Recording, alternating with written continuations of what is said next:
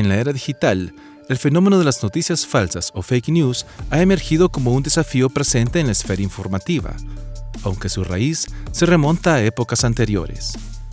Desde la propaganda política en la antigüedad hasta la difusión de teorías de conspiración en el siglo XX, la desinformación ha sido utilizada como herramienta de manipulación a lo largo de la historia. En este reportaje, exploraremos cómo este fenómeno ha evolucionado con la tecnología moderna, amplificando su alcance y complejidad, y analizaremos las consecuencias actuales de su difusión sin control en la sociedad contemporánea. Bueno, primero es importante decir que en realidad el término fake news es un poco polémico, ¿verdad? Porque en realidad muchos autores prefieren llamarle desórdenes informativos, porque el desorden informativo es mucho más completo en el sentido que incluye información falsa, información engañosa, información que manipula, etc. Y le huyen un poquito a llamarle fake news porque muchos políticos, y ustedes lo habrán visto últimamente, no solo en el país, sino que en general en todo el mundo, suelen utilizar el término para desprestigiar los medios de comunicación que les son incómodos o que les son críticos. Sí, hay indicios, por ejemplo, de que en los tiempos antiguos, por ejemplo, en la Revolución Industrial y también en estos periodos de la monarquía, existen claros indicios de que María Antonieta nunca dijo que los dejen comer pastel, cuando se empezaron a dar ese tipo de revueltas en las cuales las clases populares estaban mostrando un claro descontento hacia la gestión de las castas monárquicas en aquel entonces. También hay otros acontecimientos a lo largo de la historia donde se empiezan a poner en descrédito, en duda, que verdaderamente se dijeron. Por lo general hay frases que se le atribuyen a escritores, artistas o cantantes y que a la larga uno se da cuenta que fueron extraídos de editoriales, que fueron extraídos de medios de comunicación y que simple y sencillamente nunca lo dijeron. A lo largo de la historia, gobiernos, grupos políticos y medios de comunicación han utilizado la información falsa y la propaganda para influir en la opinión pública. Un ejemplo es el aparato de propaganda de la Alemania nazi, utilizada para manipular a la población alemana durante la Segunda Guerra Mundial. La relación entre propaganda y fake news es muy estrecha. Ambas tienen como objetivo influir en la opinión pública, pero lo hacen de manera diferente. ¿Cuál es la diferencia entre fake news y propaganda? Creo que la propaganda es mucho más intencionada y más clara en el tipo de objetivo que tiene. La propaganda busca posicionarte algo o alguien, o una manera de vivir, es decir, eso es propaganda, ¿verdad? Es decir, propaganda es decir, la hamburguesa es lo mejor que me puede pasar en la vida y soy feliz comiéndome una hamburguesa. Esa sería propaganda. En cambio, la fake news es, o la desinformación, para ponerme más estricta, digamos, en el término, sería, te han dicho que no comas hamburguesa para lograr tener un cuerpo fitness, pero mira acá, yo te voy a enseñar cómo, a pesar de que comas hamburguesa, vas a conseguir tener un cuerpo fitness. Y en 20 días vas a tener el mejor cuerpo comiendo hamburguesas. Básicamente, la relación entre la desinformación y la propaganda, si se busca la obtención de un rédito, ya sea político, económico y social, la propaganda lo que ayuda es básicamente a empezar a diseminar ese tipo de contenidos. ¿En qué sentido? Que la propaganda busca de alguna u otra manera generar cajas de resonancia a través de las cuales, como se dice popularmente, una mentira dicha 1000 veces se convierte en una absoluta verdad. Entonces así nosotros podemos ver, por ejemplo, en la gestión de Adolfo Hitler durante la época del nazismo, que había un especialista o un encargado de propaganda de apellido Goebbels. Esa persona se encargaba de maquinar narrativas a través de las cuales toda aquella postura o toda aquella casta social, racial, étnica o de orientación sexual quedara en descrédito ante el resto de la sociedad alemana. Así podemos ver cómo hay ciertos indicios a través de los cuales incluso se llegaron a imponer ciertas narrativas donde los propios judíos despreciaban a los judíos solo por el hecho de ser judíos. Entonces ahí nosotros empezamos a ver cómo se da una suerte de biopolítica donde no se le da solo una muerte física al cuerpo social, sino que también se le da una muerte política. ¿Qué quiere decir eso? Que una persona no goza de derechos, no goza de credibilidad y no tiene derecho a poderse expresar o a poder disentir sobre lo que está pasando en una determinada situación. En general, nosotros podríamos pensar que puede haber propaganda que usa datos falsos, pero muchas veces también hay propaganda. Yo puedo pensar que puede ser una propaganda social, digamos, decir que necesito construir, mover emociones porque ha habido una emergencia y un huracán entró, no sé, y destruyó el Puerto de la Libertad y necesitamos meter propaganda para movilizar a las personas. Pero en el caso de la desinformación, creo que el mayor problema es que no sabes cuál es la intención más profunda de que esto esté pasando o de que se esté comentando algo. Aunque en general la desinformación, me parece a mí, responde a dos grandes ámbitos, que es o el político, es decir, el político en el sentido de quiero más poder, o el económico, es decir, necesito más rédito económico en mi página y por eso te digo que en 20 días vas a perder 50 libras. El colombiano Omar Rincón, especialista en comunicación, afirmó en una conferencia en la Universidad Arturo Macharena de Venezuela en 2020 que más de 4.000 millones de personas utilizan Facebook y WhatsApp, y acusa a estas redes sociales como las principales plataformas para la difusión de las noticias falsas. El fenómeno tiene que ver con una manera de hacer el periodismo, una manera de hacer la política y la democracia, una manera de creer religiosa y con la existencia de Facebook y WhatsApp como primera condición de la tesis. Segundo, obviamente, esto tiene un papel político. Cómo se usan las redes en la política es fundamental. Cómo es que se trabaja las redes en la política, pues es absolutamente prioritario. Y entonces, ¿qué es lo que pasa? La política no es un acto racional, es un acto emocional de percepciones. O sea, yo tengo una percepción sobre algo, sobre, en el caso venezolano, sobre el gobierno de Maduro o no, o el del gobierno de Maduro, en el caso de Colombia, sobre el gobierno de Duque o el gobierno de Duque, sobre Uribe, sobre Trump, sobre Bolsonaro, tengo unas percepciones.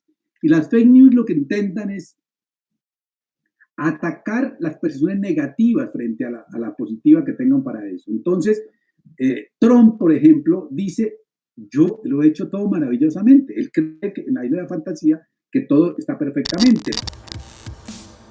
Desinformación hecha en casa.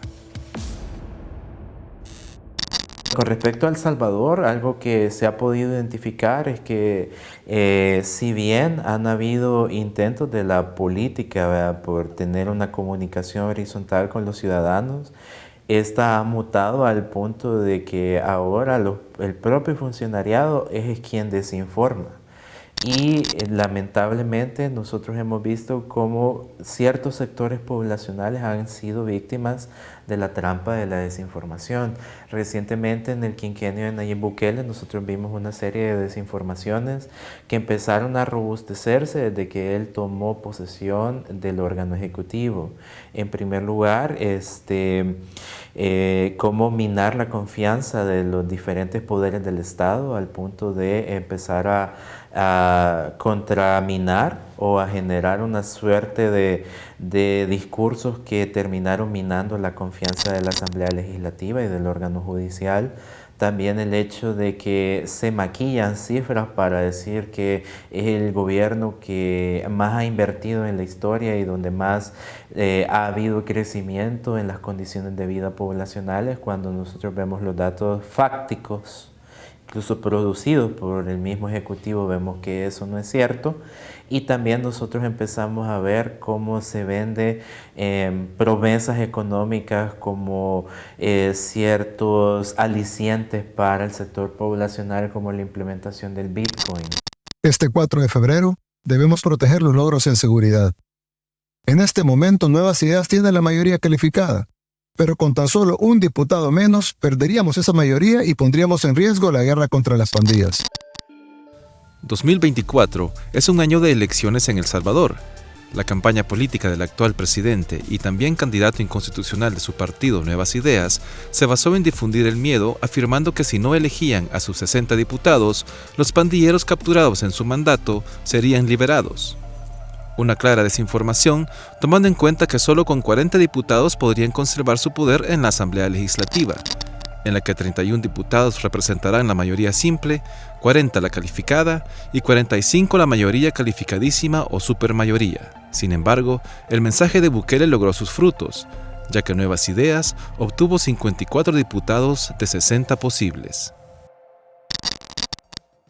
En el ámbito del periodismo, el gobierno de Bukele maneja un periódico que se encarga de difundir la narrativa oficial, publicando información que no siempre es verdadera. Periodistas salvadoreños realizaron en un taller de los ciclos de actualización para periodistas una investigación denominada Las 400 portadas que Diario El Salvador regaló al bukelismo. La investigación afirma que en varias ocasiones Diario El Salvador desinformó sobre la cercanía de un acuerdo con el Fondo Monetario Internacional. Sin embargo, el FMI siempre fue crítico respecto a la situación económica de El Salvador, sobre todo cuando se implementó el Bitcoin.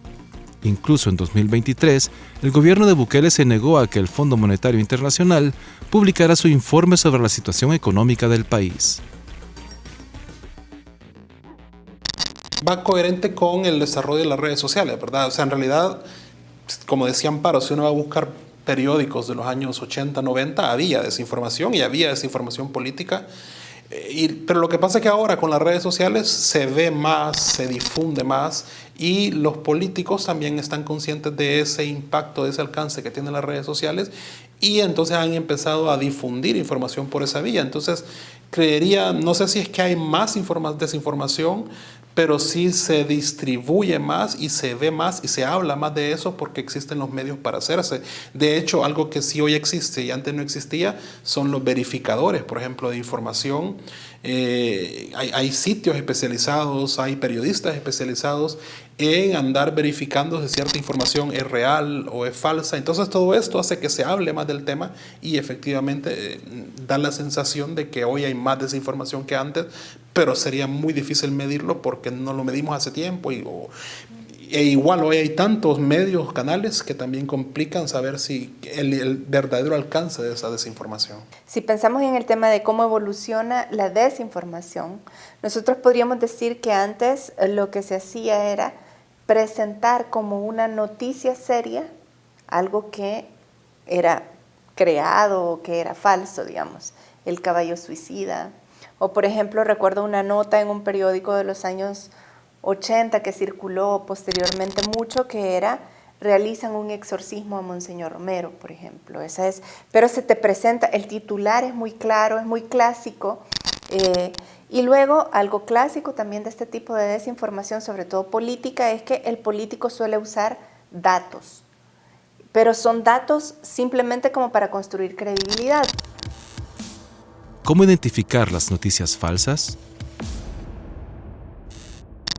Algo que nosotros tenemos que tener claro es el hecho de que lo que pasa en el ciberespacio de alguna u otra manera nos afecta a nosotros, fuera de este. Entonces es sumamente importante que nosotros volvamos a las esferas clásicas del cuestionamiento de la información. ¿Quién me lo dijo? ¿Qué me dijo? ¿Para qué me lo dijo? ¿Por qué me lo dijo? ¿Y cuál es la intencionalidad de que me haya dicho ese tipo de cosas? Eso es como volver a la época de los 90, de los 2000, cuando uno se sentaba a comentar noticias con los padres de familia o los encargados de uno, donde uno veía los noticieros y empezaba a hacer esa serie de cuestionamientos. Porque si nosotros de alguna u otra manera aceptamos así de manera automática y autónoma todo lo que se nos está presentando, estamos de alguna manera durmiendo nuestra capacidad de pensamiento crítico para hacerle frente a la desinformación. Y también algo que es sumamente importante es atemperar el pensamiento. Muchas veces las personas caen en este tipo de desinformación porque se dejan llevar por la emocionalidad del momento, y en ese sentido es sumamente valioso detenernos y reflexionar sobre lo que estamos compartiendo, y también de alguna manera empezar a decir que hay que pensar antes de publicar, porque tal como les comentaba, lo que se publica o se divulgue ahí, sea que uno lo comparta o no, eso no se queda ahí. De alguna u otra manera se genera lo que se conoce como el error de la falsa dualidad, que lo que se genera en el ciberespacio genera consecuencias afuera, y lo que se genera afuera genera consecuencias en el ciberespacio también. Se requiere una visión mucho más estatal, porque también eso debería ser incluido, por ejemplo, en las currículas educativas, tanto colegios, escuelas, universidades privadas y públicas, pero eso implica el apoyo del Estado, y el problema es que muchas veces el Estado es justamente el más interesado en que haya desinformación en muchas áreas, ¿no? Entonces eso representa un reto a futuro, tanto para nosotros como academia, como para las ONGs que se dedican a esto, pues ese tema que a lo mejor lo empujamos nosotros, requiere definitivamente, entre otros, el apoyo del Estado, de las políticas educativas, y por lo menos hasta el momento no hay todavía indicios de que haya ese apoyo decidido de esa parte. A veces se cree, o los profes creemos, que los jóvenes saben más de tecnología, saben muchísimo más que nosotros. Y en algunos casos es cierto, pero en muchos casos lo que las investigaciones nos están diciendo es que los jóvenes no están alfabetizados, es decir, no saben. Las contraseñas que los jóvenes utilizan son muy inseguras. La contraseña que la mayoría de los jóvenes está usando en este país es 1, 2, 3, 4, 5. Eso es muy peligroso, son muy vulnerables ellos en su información. Muchos jóvenes están compartiendo información que es muy privada y muy personal y que les puede traer consecuencias, incluso consecuencias legales, y no estamos educando a los chicos sobre eso. 10 acciones que especialistas en el tema aconsejan para reducir el riesgo de caer en la desinformación. 1. Verificar quién dice la información. 2. Analizar lo que dice la noticia. 3. Buscar corroboración en otros sitios. 4. Revisar la fecha. 5. Analizar el tono y la tendencia. 6. Verificar las frases y los datos. 7. Investigar el medio que da la información. 8. Si está al alcance, utilizar sitios web de verificación de noticias. 9. Evaluación de la imagen o del video. Y 10. Confiar en el instinto. Si algo genera dudas, investigar la información antes de compartirla. Las fake news son una constante en la realidad contemporánea y representan un desafío cada vez mayor en esta era digital, erosionando la confianza en los medios de comunicación y socavando la base misma de la verdad y la objetividad. Es fundamental estar alerta y cultivar un sentido crítico ante la información que se consume, verificando las fuentes y promoviendo la educación mediática. Solo así, se podrá contrarrestar el impacto negativo de las noticias falsas y preservar la integridad de la democracia y la capacidad para tomar decisiones informadas, ya que la desinformación es una herramienta más de la manipulación política, de la corrupción y de quienes buscan desacreditar el libre pensamiento de quienes tienen el derecho de pensar diferente en una sociedad heterogénea y democrática.